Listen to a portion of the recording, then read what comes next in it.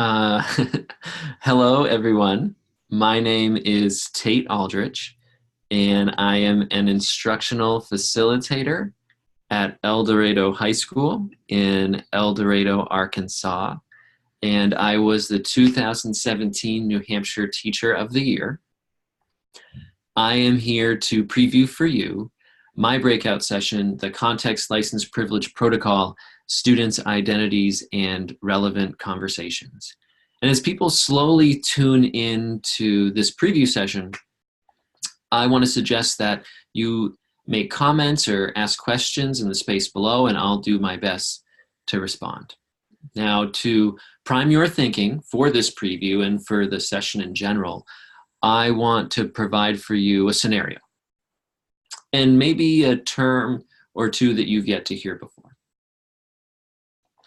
Imagine a classroom in which the teacher wants to invite conversations from his or her students so they can learn more about their lives. Maybe the teacher asks about their families, their parents' professions, their experiences, so on and so forth, seemingly innocuously. And then, of course, one student responds with something deeply personal, something that the teacher is not prepared for and maybe not personally or professionally equipped to handle.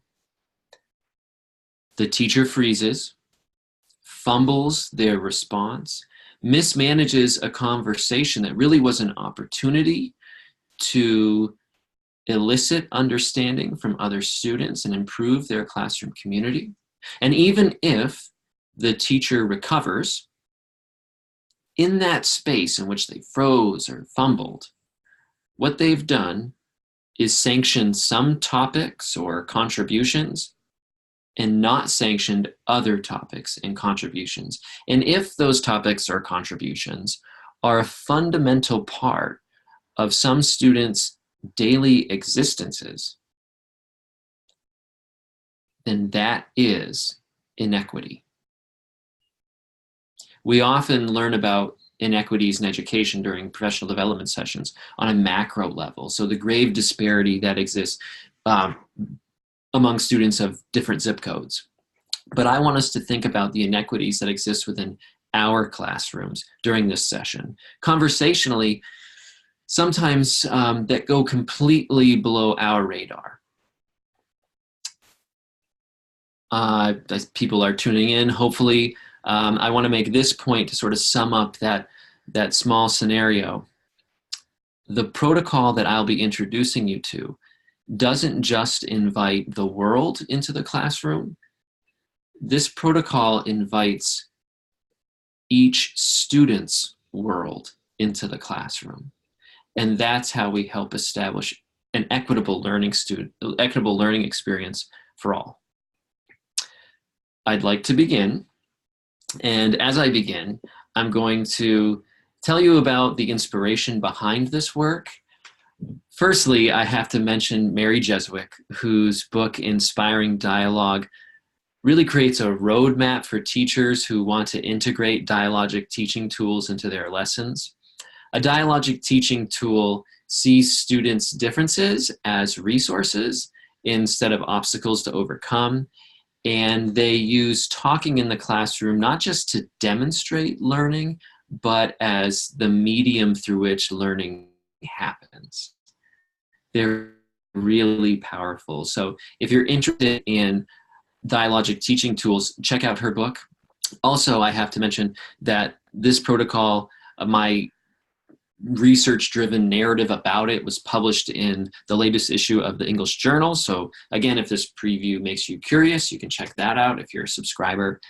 And within that article, I talk about one inception point that inspired this work. And it was 10 years ago when I first started teaching, and I felt really compelled to invite these national conversations into the classroom to promote my students' critical thinking skills.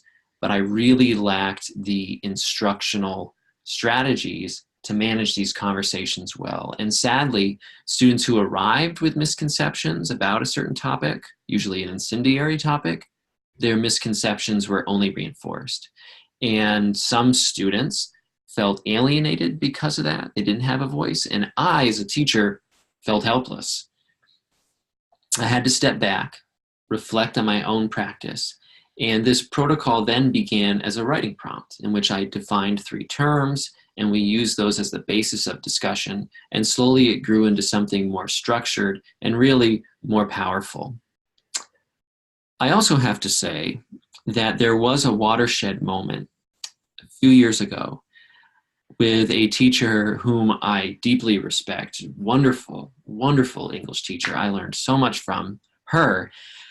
But I remember she was starting a debate unit, and on her board was written, "What do you like to argue about?" She was laying the foundation for this unit on debate. And I stared at that question, "What do you like to argue about?" I stared at it for a long time. And I experienced a real paradigm shift because I saw within that question an assumption that we should like arguing. And I began to wonder, how does arguing get in the way of our learning from each other? I think it was at that moment that I began to see the real value and purpose of the work I had embarked on. And now we're here. So the protocol, I know you are probably dying to figure out what this is all about. And before I give you some details, I need to make this clear. I will elaborate more, I guess, thoroughly. I'll delve more deeply into the details of this protocol during the session itself. So I'm going to leave some things out here, but I also want to make sure we know what this protocol is not. So as referenced previously, this is not a debate.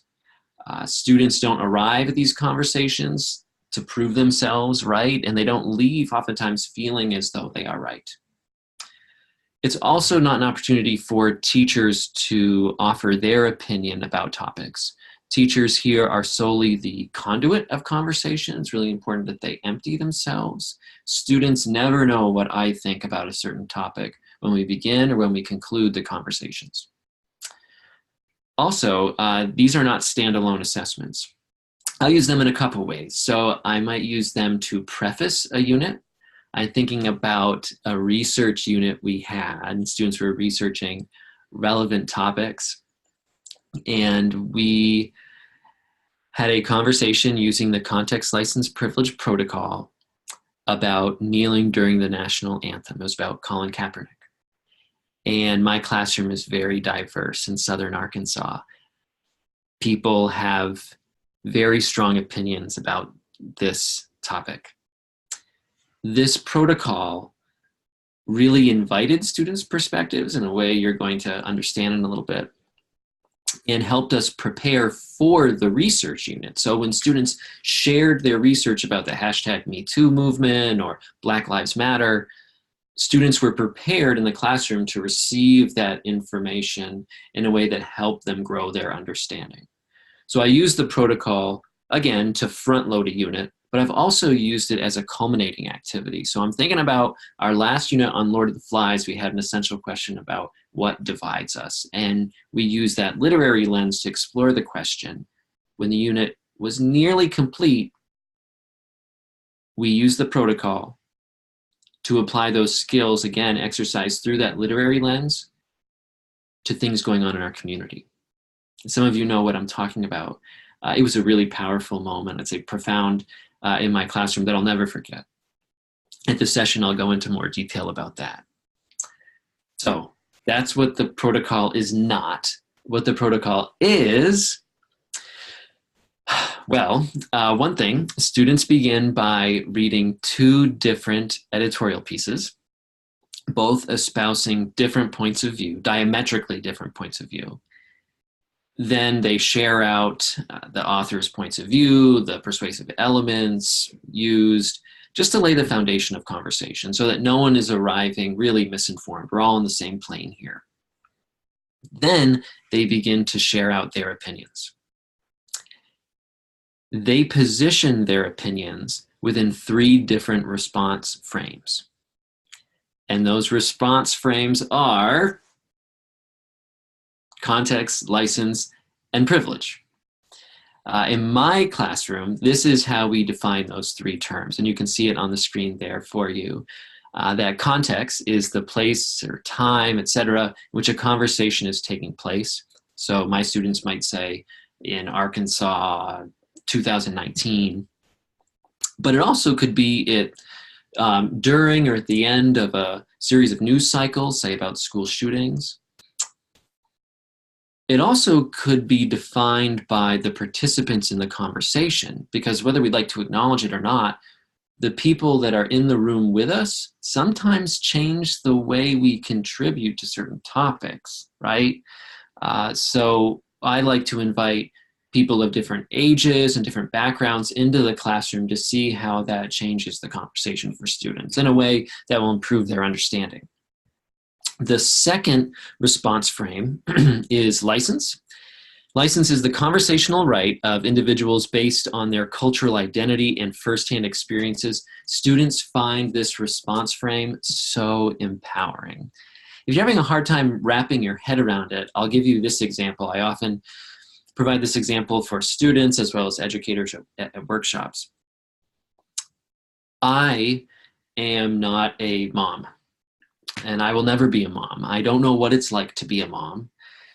Therefore, I have no license to tell a mom how to mom, if that makes sense.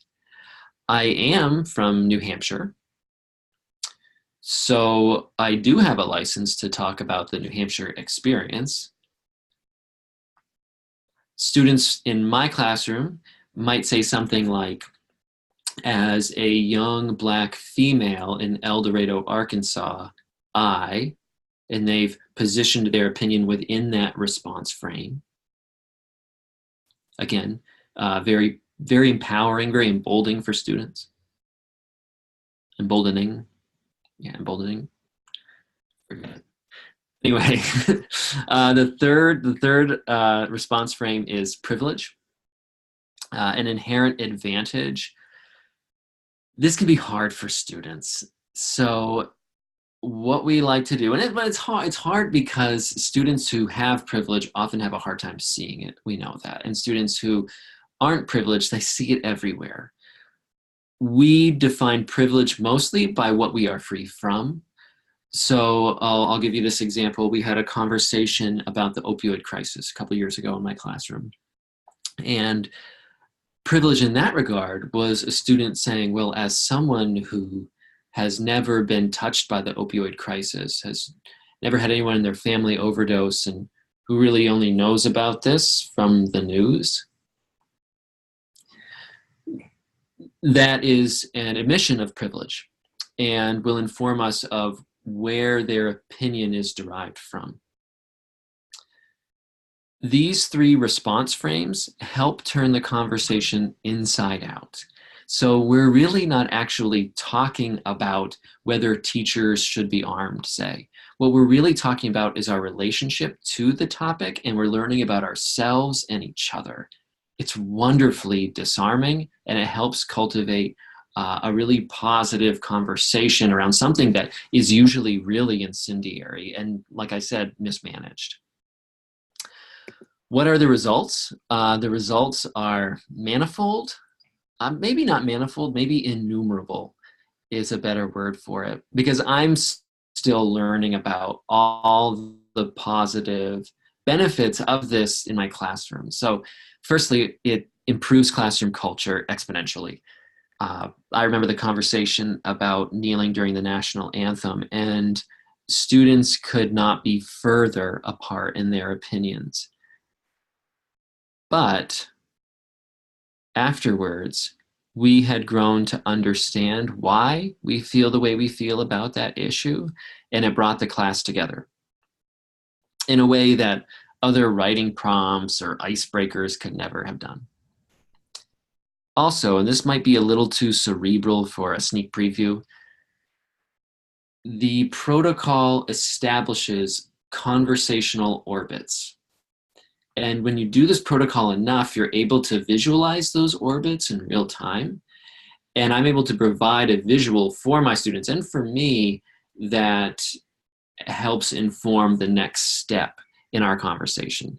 Let me elaborate just a little bit. So these conversational orbits are established, I guess like the diameters of these orbits are established by the frequency of students' contributions. So if I feel really close to this topic and I'm contributing a lot, my orbit is really tight. But maybe I don't have a lot of experience with this topic. I've never really thought about it before. I'm not contributing too much. I'm just listening. My orbit is really wide. The space established between the topic and my orbit is a space fertile to grow understanding. It helps inform me of what I should expect in their reflections after the conversation, and really proves to students that you don't need to be talking constantly to be engaged, that you can be a part of a conversation and listen and learn.